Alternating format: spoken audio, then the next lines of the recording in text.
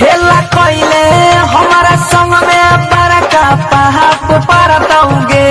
हाँ हाँ पाप परतौगे। तोरा सोनिया के पिलुआ परतौ हमारे शराब परतौ। की गई प्रियंका देखै जियो फोन लाल के नाम कतऽ गेल रही गे? हम तो बाजार गेल रही रे। आरो तोरा बाजार गेल रही? चल जेबो नहीं हरता लग जाए तो हाबा दूसरा के जन्म न छिरे मारा धाबा अपन ररिया के परल छिरेट में है।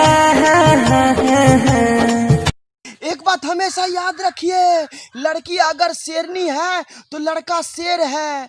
फर्क बस इतना है कि लड़की शादी के बाद शेरनी होती है और लड़का शादी से पहले शेर रहता है। चढ़ल जवानी चौहबरो बनाइले तबे सूरतिया खिलतौगे। भोला बाबा के जलवा चढ़ाबे निमन दुल्हा मिलतौगे। भोला बाबा के जलवा चढ़ाबे। पहले ना हमरा शादी करने का मन नहीं था, जरा सा भी मन नहीं था। तो काहे कर लिया? लड़की वाला हमारा सामने जेसीबी खड़ा करके बोला ये आपको देंगे।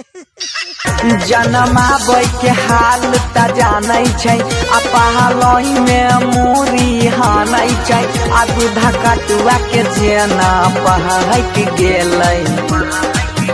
अरे कोदी वाला छौ खेला कोई में हमारा संग में बड़का पाप परतौगे। खेला कोई में हमारा संग